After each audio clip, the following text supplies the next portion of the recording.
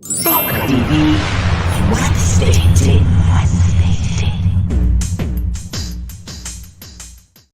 So there I am, all by myself, as you notice. So let me quickly apologize on behalf of DJ Conscious, who could not make it for various reasons today. So I guess you'll just have to do with me, little old Poca.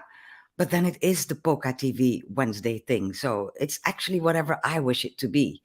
And yes, normally I'm here with DJ Conscious on a Wednesday and we talk about topics and we get all flustered. But today gives me a chance, because he couldn't make it, to do a little special on something that's been happening recently in my life. And it's actually quite exciting. I called this my trip down memory lane, if you wish, or my ancestral journey into the archives. Call it whatever you wish. But there's a reason I'm sharing it with you today, because it has all to do with one single person who walked this earth years ago, I should say. And that person is my dad, Andre Ernest Stuart Hunkar. That was his full name. Yesterday would have been his 92nd Earth Day, but we lost him in 2013, which is 10 years ago. So yesterday we commemorated the 11th birthday of my dad without him being around to celebrate with. Now, the good thing is, first of all, look at this picture. This is the oldest picture I have of my dad. He must have been about 9 or 10 years old, and he was a very devout scout, as you can tell. I'm pretty sure he got all dressed up for this picture, because in those days, my goodness, taking a picture was like spending your last money on something that was totally useless, but still people did it. So there was Dad all dolled up in his scout suit. But being a scout was something that was quite important to him, because he remained a scout for many, many years. And in fact, but that is later on in the program, at some point, he took his whole family and traveled the world with them. And on the day we left Suriname, my country of birth, all the scouts that he had actually united, because there were all these little groups of scouts, the Catholic scouts and the Protestant scouts and the I don't know what kind of scouts. And Dad came in as chief of scout at one point in his life. And he said, no, scouts are scouts, people. Let's all be one group of scouts. And well, he got that done. And on the day we left Suriname for many, many years for travel around the world because of his work, all those scouts came to the airport and they had this honorary salute for Dad. And I was a very small child at the time. I was very, very impressed. I was wondering, why was Dad giving everybody his left hand? Because that is what scouts do. And why were they all saluting him? Well, because he was the chief of scouts. That is why. So that's, in a tiny little nutshell, my dad. So why am I talking about my dad today? Well, as you might know, I was in my country of birth recently twice. I was there in April for work to film the series that just finished airing in the Netherlands, for a 4-part series in which we were on the lookout for Dutch heritage left behind in those old colonies, and also asked ourselves the question, what did those 300-400 years of colonization mean for today, for those countries today?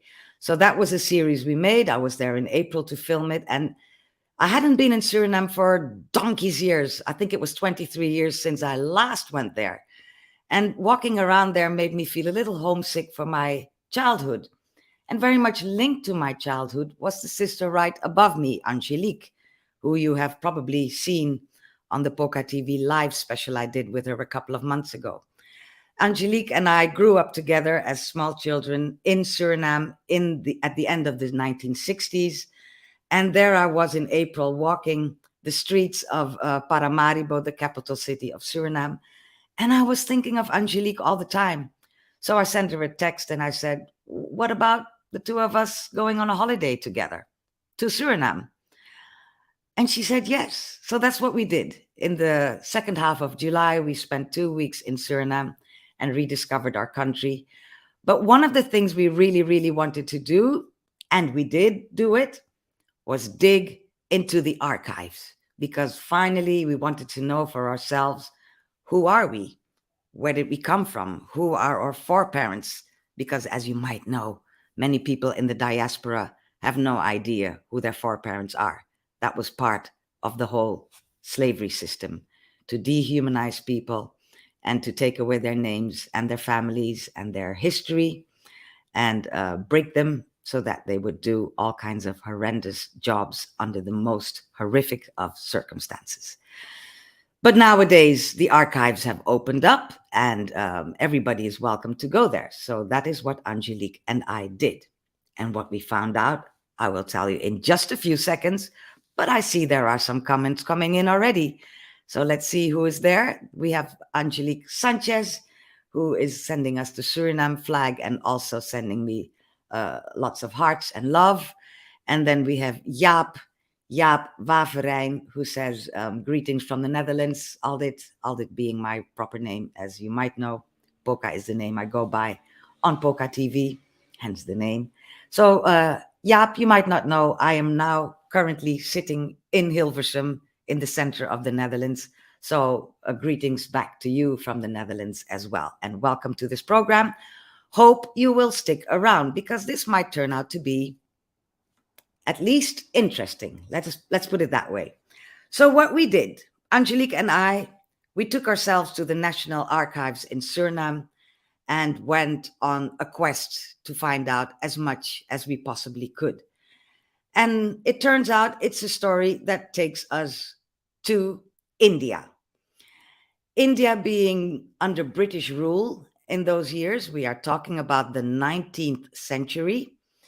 So India was very much the jewel in the crown of the Brits at the time.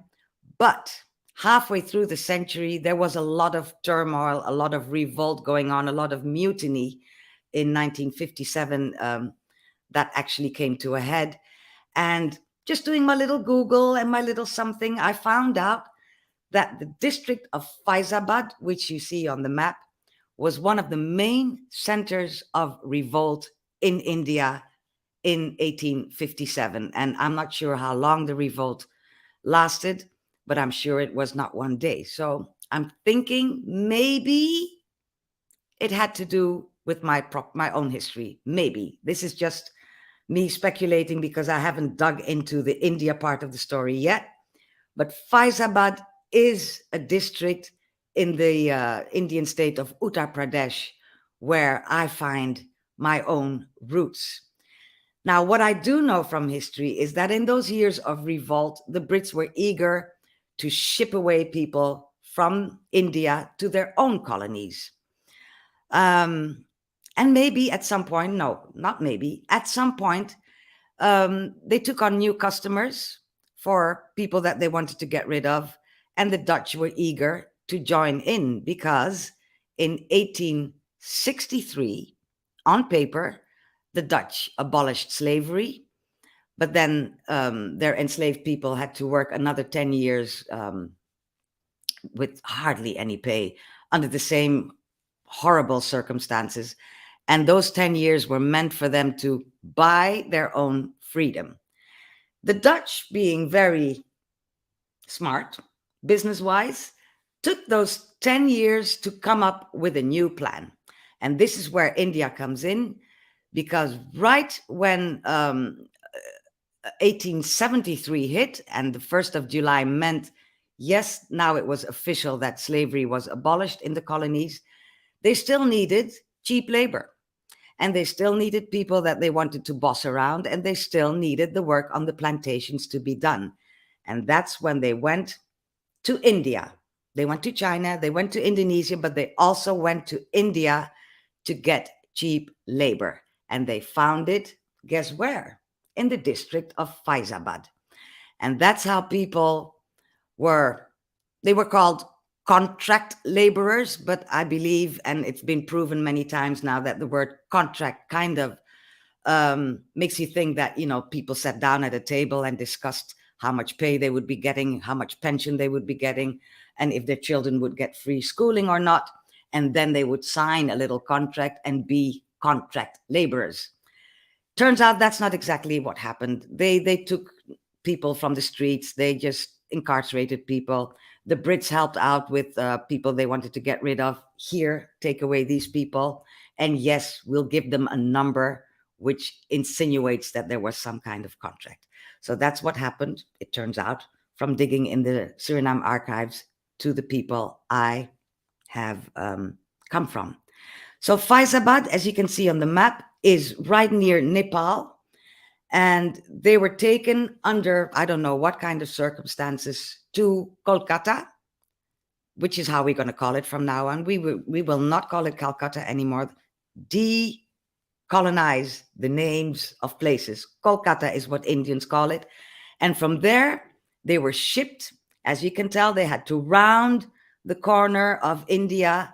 I guess my foreparents were lucky because the Suez Canal, by the time they traveled, was finished. So they did not have to go all the way on the bottom part of Africa as well, which is where really the tidal waves are horrific and the storms are never mind. So they probably went up on the side of Africa to the Suez Canal, to the Mediterranean, crossed over the Atlantic and turned up where you see the green arrow, which is Suriname in South America, the country where I was born. So this is a long intro to tell you that, yes, in the archives, we found people who did just this and who turned out to be my foreparents. And the good news is, by delving into those archives, my sister and I found a whole new generation, which we knew nothing about. I'm going to take you through it and see where we go. So the first name that we have found to have done this Faizabad, Kolkata, Mediterranean, Suriname journey is, oh no, hold on. Let me first show you what those ships looked like. They were not quite like the slave ships that we all know, but look how crowded they were. And as I was saying, most of these people were not people who said, yay, let's go find some wealth and health and better conditions in a place we never heard about. Most of them were just taken from the streets and put on a ship like that and still had to go through all kinds of storms. And this is not a picture of that ship, but a ship much like this was the Medea, which left Kolkata for Paramaribo on the 28th of November, 1873. It's not half a year after slavery was fully abolished in Suriname. And here we go with these ships, which took more than 2 months, 2.5 months in this case, to reach their destination. The Medea arrived in Paramaribo, according to all the records, on the 14th of February of 1874. And that's where my paternal family tree actually starts. I'm going to pull this up a little larger so you can see it. And don't worry, I'm going to take it bit by bit. But if you can see the red arrow there, that is my dad. And there are 3 generations above him that we found in those archives. Generation A is what I'll call them, Ramanund Rampersad and Sujari Kusyal. I am calling them this way because there is a lingering uncertainty about the order of those names. Many people have said that the way the Dutch government put down the names in their contracts was the other way around. So they actually put Ramanund as my great-great-grandfather's family name and Rampersad as his first name. But I know many people called Rampersad and that's their family name. So we switched it around. I know from my mother's side, the grandmother, my mother's grandmother, her name was also switched around, is what we believe. So my sister and I took the liberty of switching all those names, and we say that Ramanund is the first name and Rampersad is the family name. So let me put it back up again. Ramanund and his wife or his partner or his whatever, we don't know, Sunjari Kushal, the 2 of them with contract numbers C666 and C667, they boarded the Medea on that day in November of 1873. And with them traveling were 2 children, both of which on the papers have only what the papers call a last name, one being Bhagwandas and the other one being Hunkar, which is my family name. There was no other name written on the contracts, as I'll show you later, but their contract numbers were C668 for Bhagwandas and C669 for Hunkar. What we do know is that Vincentius Hunkar, I'm going to get to this Vincentius bit in a while. He had a wife, proper wife. They got married, Adolfina Maria Ooft, and they together had 3 children. I'll get into all of this. Don't worry. It's going to be more complicated than you think now. Michiel, funny spelling for the name, but Michiel, Juliana, and Andre are the 3 children that Adolfina and Vincent had. Michiel is my great-grandfather. No, he's my grandfather. Sorry, people. This great thing is going to really be very, very complicated. He is my grandfather, Michel, and he married a woman from French Guyana, and together they had 2 sons. My dad, Andre, that's a name coming back from layer C, as you can tell. One of the names of the children of Vincentius and Adolfina is Andre as well. My dad was called Andre, and his brother was called Felix. So enough with this family tree, because the family tree is always a little bit complicated. Last thing I'll say about it, my dad, with a red arrow, married my mom, Magda, and had 5 children. Okay, so that's the family tree as a family tree. And from there on, I will take you one by one and tell you what the archives taught us about my people. It's nice to say my people and to actually know their names. So let's start with Ramanund Rampersad. He was my great-great-grandfather, and he is the one who boarded that ship, the Medea, together with Sundari, and went from Faizabad in India, 2.5 months on a ship to Suriname to work, to labor. What the contract tells us about Ramanund is the contract number C666. At the time of boarding, he was 60 years old. So I did my math. That means he was born in 1813. The contract tells us he was born in Faizabad, I just told you, and he wasn't a very large man. He was 1.59 meters, which is exactly my length. So I know there's something going on there. Now, the contracts also say some traits by which they can recognize people. And what they said about my poor great-great-grandfather is that he was toothless. Okay, so people didn't have the hygiene that we have these days. And maybe, who knows, I like to make this into a little personal story of mine, because I don't know yet how it went. But I'm thinking Ramanund was one of those people revolting against the British system. And maybe the police hit him up, beat him up, and he lost his teeth. Who knows? It's a thought.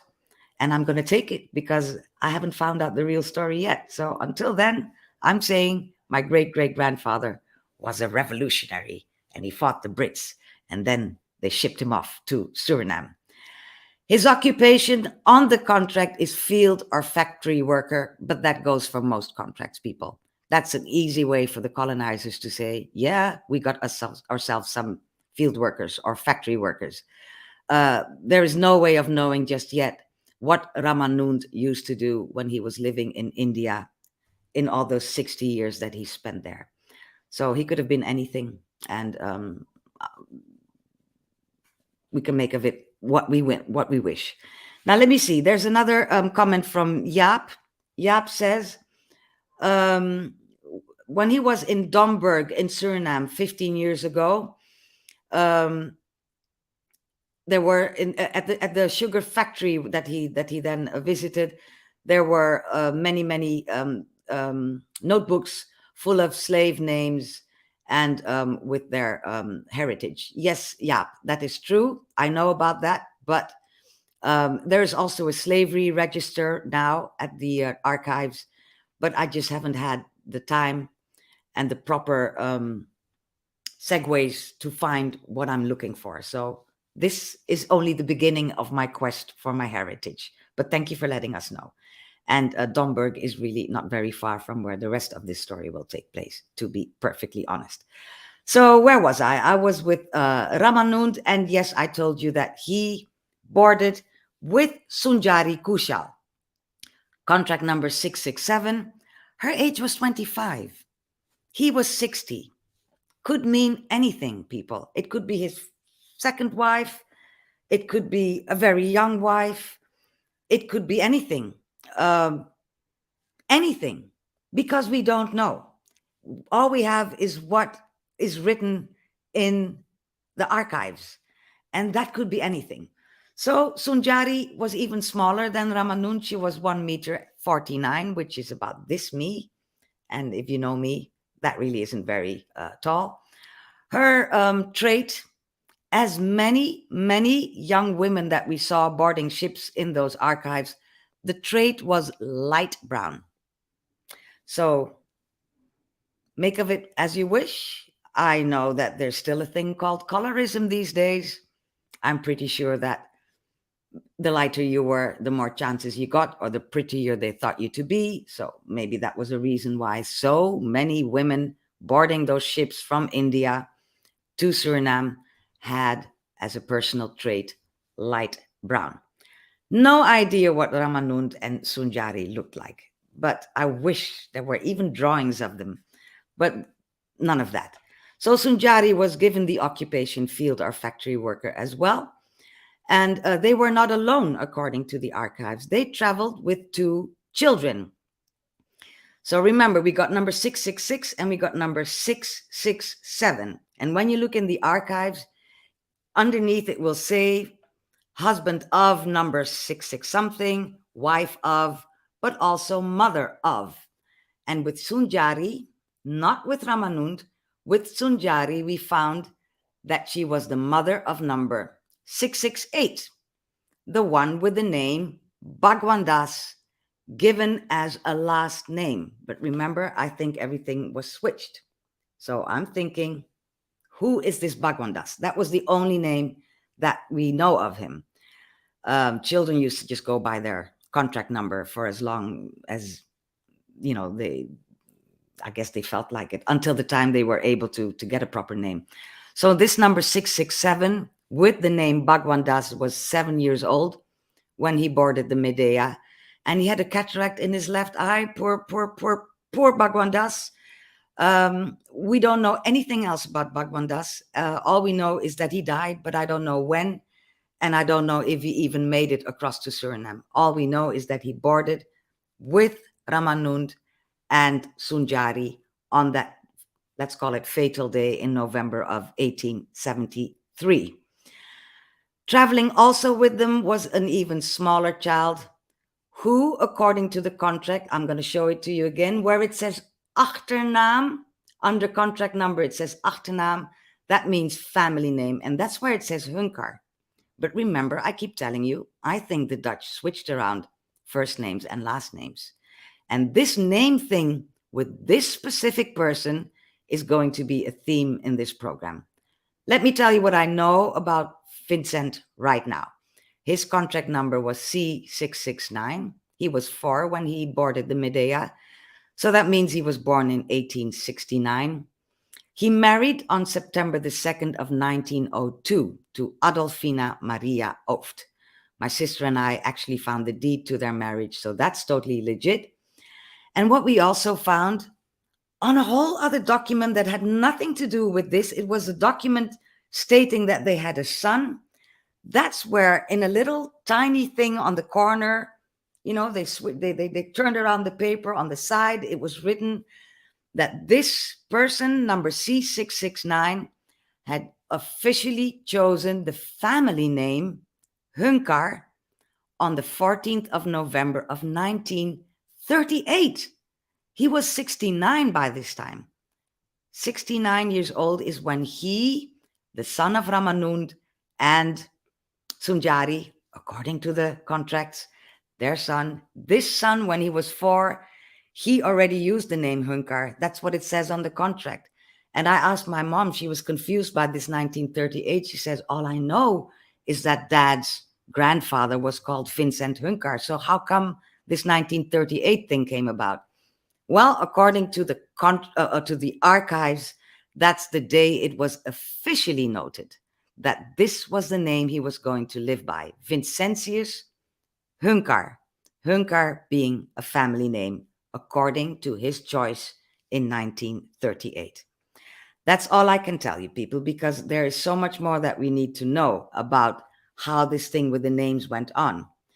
Now, the question, of course, is where did this family end up? This Rampersad, Bhagwan Das, Kushal, Hunkar family, the four of them, where did they go? We found out, my sister and I have a little clip to show you where they ended up.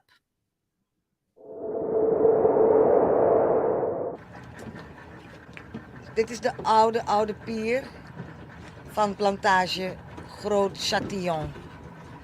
Ben Sur. Tussen haakjes Ben Sur. Was eigendom van de familie Bueno de Mesquita. En het is een plantage die altijd een ja, hoe zal ik het zeggen, Liek? Een reputatie heeft gehad van extra wreedheid. Vader Ramamoud, die kwam uit een dorp dat heet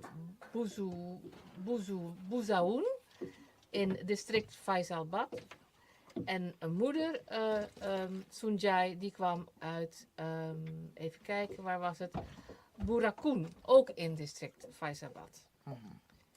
En die zijn gecontracteerd door Bueno de Mesquita als plantage-eigenaar om hier te werk gesteld te worden op Groot Chatillon.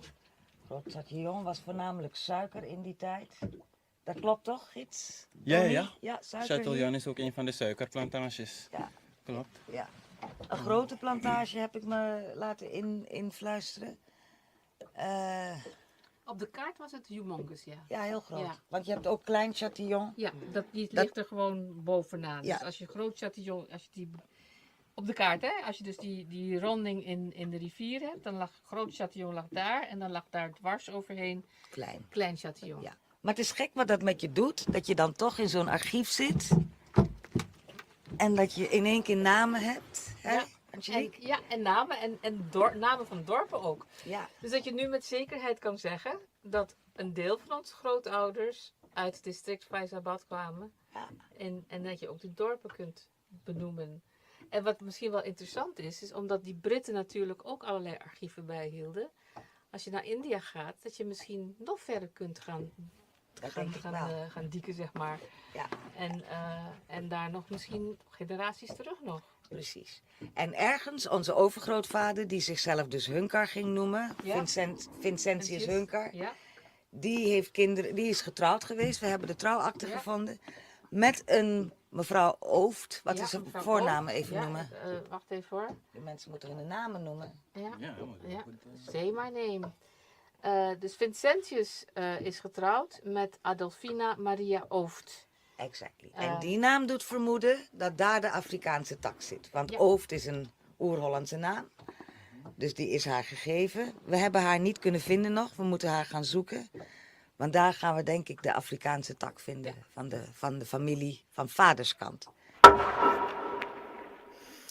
Yes, so that's where we ended up. The plantation Grand Chatillon, Groot Chatillon in Dutch.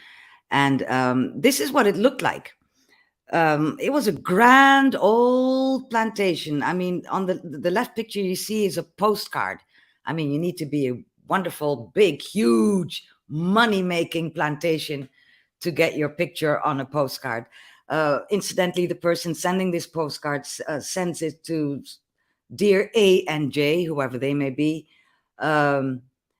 Many congratulations on the new citizen.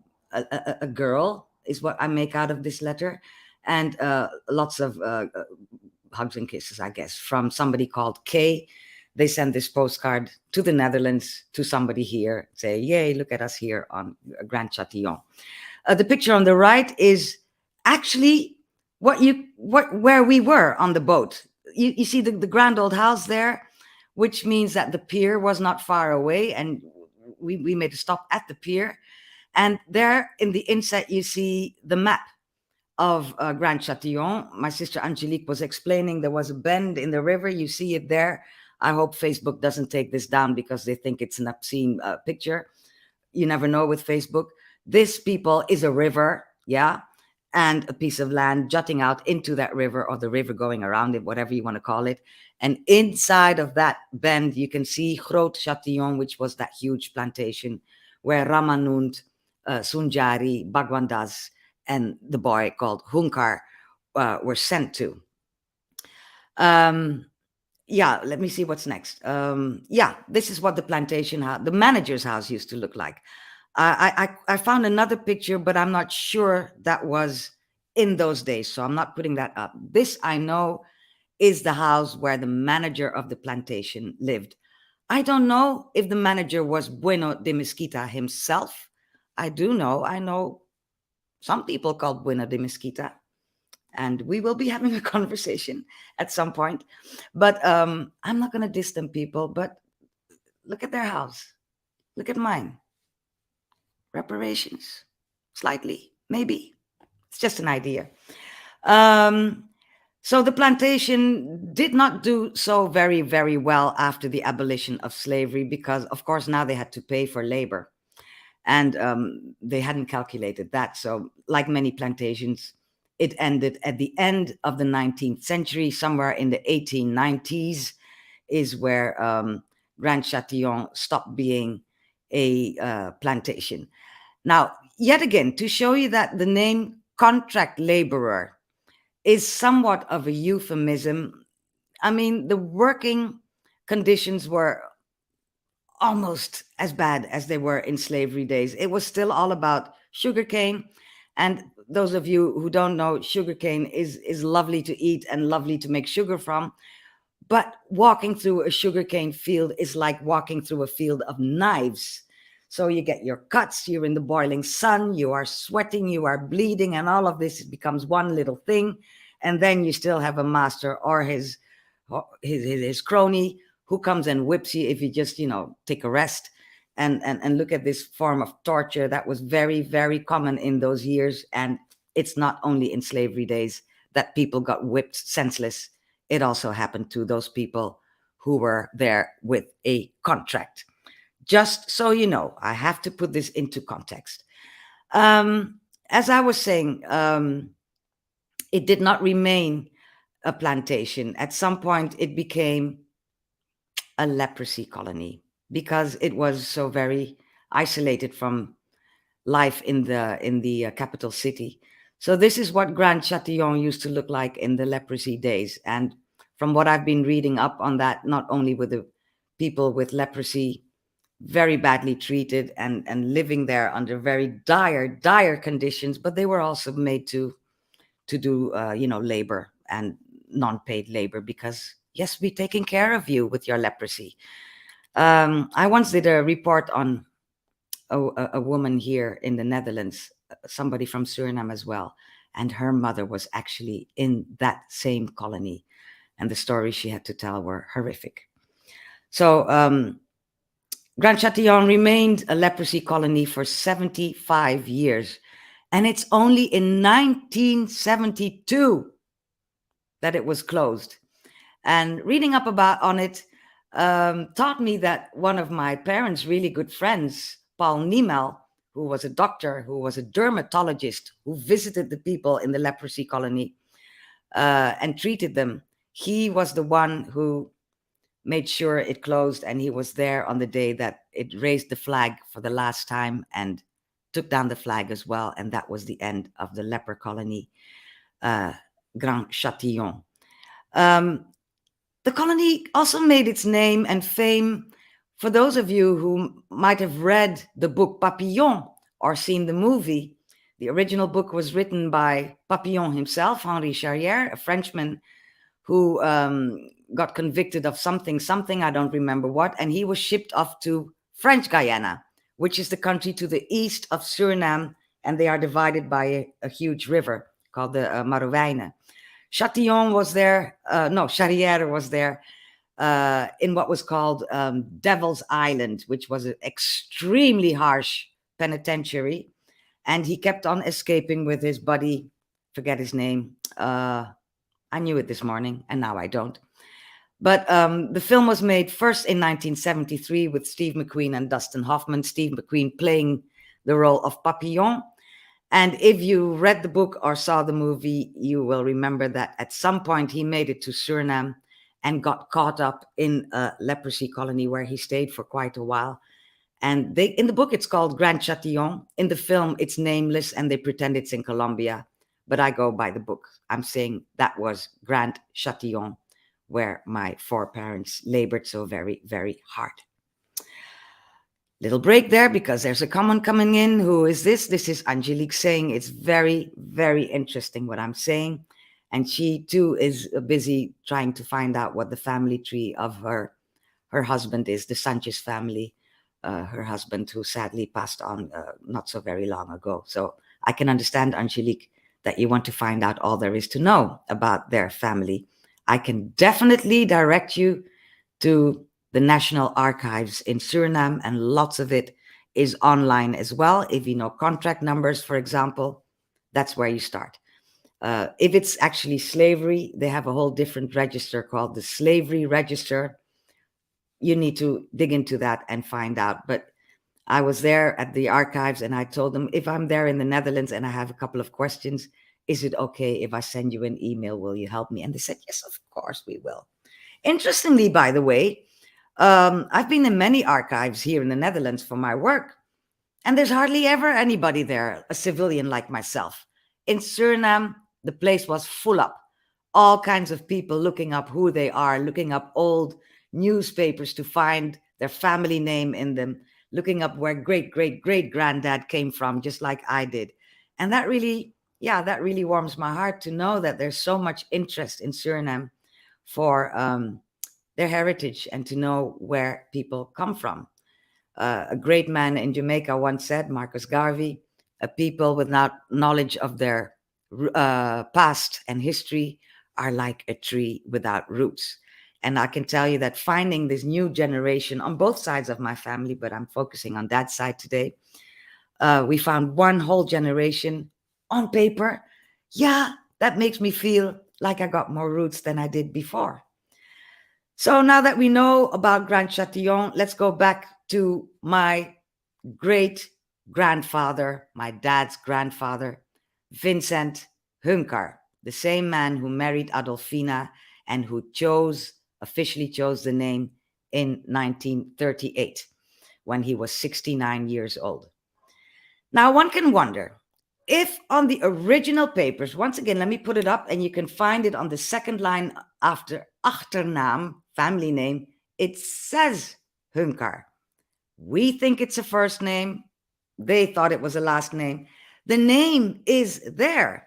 Yet in all official papers, they talked about Vincent only by his contract number until he officially changed the name in 1938. Now, of course, one wants to know, what does Hunkar mean? And of course, I would have loved it to be some kind of wonderful Hindu prince like you see here, but it was not. At least I haven't found that yet. But I did look up what it means, and I found two ways of pronouncing the name. The first one on top is Hunkar, and that means a grunt of assent, like, yeah, I'll go. Or uttering a menacing sound. Hunkar. That's powerful. The other pronunciation, which is more Honkar, like we say Hunkar, it sounds more like Hunkar to me. That means challenge and shout. Well, I just take the liberty of not choosing between the two, because all those four definitions of that word mean at least somebody's strong, somebody's not afraid, somebody's ready to fight the fight, even if they are not a prince. I'm going to take that name, Hunkar, Indian style, Hindu style, and say it's a grunt of assent. It's an uttering of a menacing sound. Don't you mess with me. It's a challenge. I can take it. And it's a shout. Here I am. Do not mess with me. That's the way I take it. And you can sue me if you wish. See if I care. Here is my niece Rachna saying, yes, power. Yes, Rachna, it's in your blood as well. You are the grandchild of my father's brother, Felix. And so you got this whole Hunkar thing going for you as well. And we can take it whichever way we wish, because if we couldn't, they shouldn't have put it in the archives, because now we found it. And now we do have Google, so we can look up, what things mean. There you go. She says, yes, yes, now I know. Well, now you know, my dear. Now you know. Amen is the last thing she has to say for now. Rachna, back into your corner. I have so much more to say. So Hunkar is what Vincentius Hunkar chose as a name. And what we know from let me pull it up again. It's been a while since we've seen it. What we know from the family tree is that he married Adolfina, and together they had 3 children. That's what we find in the archives. However, Vincent had more than 3 children. He had 8 children, to be precise. We don't know whether all children were his. Only the names written in white are the ones that are in the records as being both their child. All 8 of them are in the records of being his child, but we don't know if they are all also her child. What we do know is that the ones with a red bullet took on the family name Hunkar as well. Sophia and Maria, they took on the family name Hunkar as well in the 1900s somewhere. The other 2 written in white, Juliana and Andre, we don't know whether or not they took on the name Hunkar. But we do know that the one with the green bullet, Michel Gerhard Lubertus, born on September 2nd in 1907, he too took on that name. And Michel, my people, is my grandfather, is my daddy's daddy. Michel Gerhard Lubertus Hunkar, born on September 2nd, 1907. There is not much that I know of him, except that he married my grandmother, Didi. Her official name was Dina Marie Elfrida Clou, and she was from French Guiana, that same country where Papillon was in prison. Has nothing to do with each other at all. I'm just mentioning so you know it's the country to the east of Suriname, divided by that river, the Marowijnen. So Grandma Didi came from French Guiana, married grandfather Michel, whose occupation was a tailor. I mean, come on, look at the man. Look what he is wearing. Of course he was a tailor. I don't even know if he made this suit, but I like to think that he did. And I never met Granddaddy Hunkar. So I love this picture because to me, it shows a man of the world standing there proud in a photo studio, the same photo studio. Look what he's leaning on, the little table. And let me put up the first picture I showed you of my dad. And it's the same vase. Do you see that? So I'm thinking this was some kind of photo studio where pictures were taken. And maybe the picture was taken on those 2 pictures were taken on the same day. Who knows? I don't know. But Granddaddy was a tailor. And yes, together with grandmother Didi, he had those 2 children, Andre Ernest Stewart, my daddy, and Felix Gerhard, named after grandfather Michel Gerhard, who was 2 years younger than Dad. Unfortunately, both of them are no longer with us. So it's so sad to know that they don't even know that we found this extra layer of generation. But I'm sure where they are now, they do. Grandfather Michel died in 1960 on December the 11th. And as I said, that was before I was born, so I never knew him. I did know grandmother Dina. I promised myself this would be the paternal side of things, but I cannot talk about my dad without talking about his mother. And I mean, look at her. What a beautiful woman. Born on October the 1st in, we think, 1901 in French Guiana, as I was saying. And this was no little woman sitting at home waiting for her hubby to come home. She had her own occupation. She was a landlady. She took in pensioners, mostly from French Guiana, women like herself who had some kind of business to do in Suriname and who needed a place to stay, some for a couple of days, some for a couple of months. And I seem to remember there was somebody who just actually lived there. Most of them were women, and most of them were not very young. But then, what do I know? I was a tiny little child at the time, so everybody was old in my book. So yes, Dina was a landlady, and she ran this pension that she had, and I think she cooked for those people. I don't know if she cleaned for them. I don't think she did. But she took care of all those people. And Grandma Didi, as we used to call her, was quite the adventurous woman.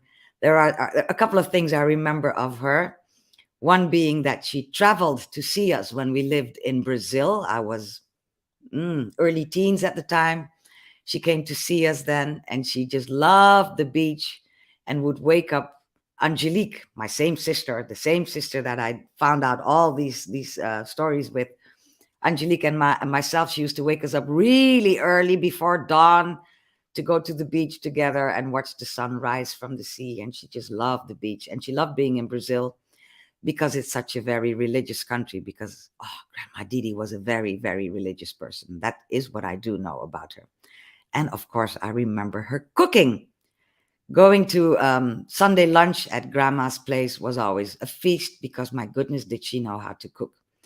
What none of her grandchildren really liked was to spend the night at Grandma Didi's place, first of all, because of all the old people living there, but also because you did not get your breakfast until you had finished a huge bowl like the size of my face of hot milk. There are few things in life that really make me sick, but a bowl of hot milk in the morning is one of them. But then you wouldn't get any breakfast if you didn't finish the milk. So that's another thing I remember. And one of the latest memories I have of her before she died was that same year, 1978, when some of us were on a holiday in Suriname. Angelique and I were there. There you go. There we go again. The two of us traveled together. And Grandma was looking for a way to give us some pocket money. So she told us, yeah, somebody told me that you smoke. So here you have 100 guilders, which was a huge amount of money for a 15-year-old at the time. She gave me 100 guilders, and she gave Angelique 100 guilders to buy cigarettes. Can you imagine? And then we stood on her balcony, the three of us, smoking together, which is really odd. My parents didn't even know I smoked at the time. And here I was smoking with Grandma on her balcony out in the open. And she used to hold her cigarette, not like this, like most people do, but like this. So that must have been some kind of French way of smoking, a ladylike way. Those are my lovely memories of Grandmother Didi. And of course, we were so very unfortunate that very shortly after that holiday, she died. And I remember that I was totally inconsolable. So all these people, Ramanund Rampersad and Sunjari Kusial, they brought forth Vincentius Hunkar, who together with Adolfina Maria Ooft brought forth 3 children as far as we know, one of them being Michel Gerhard Lubertus, who was my father's father, and he was together with am I getting confused here? Hold on. Let me go back to Michael. He was the one who married, of course, with Dina. And those people, all of them in that line from 1873 to today, brought forward my daddy, Andre Ernest Stewart, born on August the 8th, 1931. Yesterday, as I was saying, would have been his 92nd birthday. He married in 1957 with my mom on the 30th of November, Magda Cora Maria Sweep. His occupation was agronomist, world traveler. He took us all the 5 children that they had together. He took us all across the world. I grew up in 4 continents and 6 languages, and so did my siblings, Adrienne, Melvin, Angelique, and Aisha. Aisha, unfortunately, being the youngest of all, is the one who left this earth soonest. So she is no longer with us. And you can see above her is me. And there was a 6-year difference between the two of us. So this is the story of the Hunkar name and the Hunkar family name as far as we know, because they're still the African side of the family. I mean, look at my dad. That's an African. I was walking around in Western Africa and I saw people look like him. I saw people look like my uncle Felix, his brother. I definitely saw people who look like my cousins Solita and Theo. So there is an African side to my family. But as I was saying, that's a whole different part of the archives. It's called the Slave Registrar. And I need to be going looking there to find out all about Adolfina Maria Ooft, who was the wife of great-grandfather Vincent. I believe that is where I'm going to find the African side of my family. But for now, all I can say is it makes me happy to know that I know more. It makes me happy to know that even if he's not here anymore to witness it, I'm sure Daddy up there where he is in the great assembly in the sky must now feel a little bit more complete, a little bit more a person, a little bit more part of history, because you're only part of history if you are in history. And here we are, our whole India side that we have found so far is there in the documents. So it's all real. Even if most of it wasn't the happy kind of news you would like to share with the world, it's still good to know I have a great-great-grandfather called Ramanund Rampersad and a great-great-grandmother called Sunjari Kusyal. I didn't know before, very recently, and here I am with this knowledge. So this is definitely to be continued at some point in life, because like my sister was saying in the little video that we showed when we were at the plantation, we should definitely go to India and find out what more is to be found out about Ramanund and about Sunjari and about their life there and what happened to them and how did they meet, and were they actually man and wife, or did they just travel together with two random children that they picked up somewhere, one named Bhagwandas, one named Hunkar? We do not know. All we know is that the Dutch government put them together as a family. The numbers correspond to that as well. They were all, one line of numbers, and they took them to be a family, which is what we will do too, because we don't know. And even if Ramanund and Sunjari don't happen to be the parents of great-grandfather Vincent, at least they brought him to Suriname. And that means that I was born at some point, and my sisters were born too, and all of that.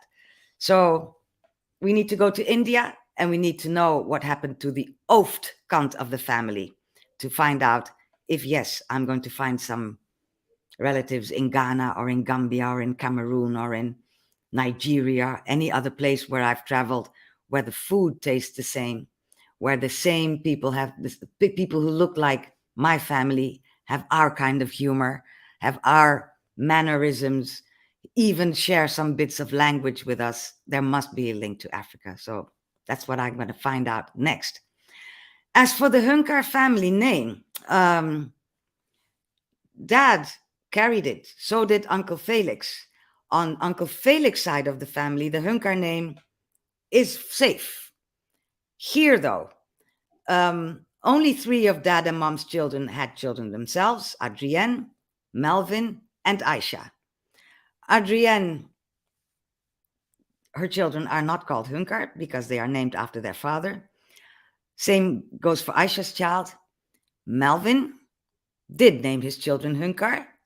He has a son who has a son. So no pressure on Andre Junior, putting forward that same name, Andre, the 3rd one in a row that we know in the family. Andre Hunkar and Jax Hunkar, no pressure on you, but we do look for you to carry on this strain of the family, because Uncle Felix's strain will go on. We need this strain to go on as well. No pressure, but do it. Make children. Call them names. Give them the name Hunkar, because it means many powerful things. And even in other countries, it means powerful things. In Nigeria, it's some kind of king. In Turkey, it's some kind of high up something. The whole country of Hungary, where there's many people called Hunkar, I think it's called Hunkari. I could put a twist on history if I want to myself, can't I? One last comment that I want to check here. Oh, that's same old Rahna saying, yeah. Yes, Rahna, I'm sure you enjoyed this. So that's all I know for now. of my family tree on Dad's side. And I'm very happy to have shared it with you. I think many of us should do this. Just go to the archives and find out as much as we can about who we are, because where we come from shapes who we are today and what we leave behind. And that's how I want to end this program. I'll see you again next week. Hopefully, DJ Conscious will be back by then. Thank you for watching. Send us comments and see you next week. Bye-bye.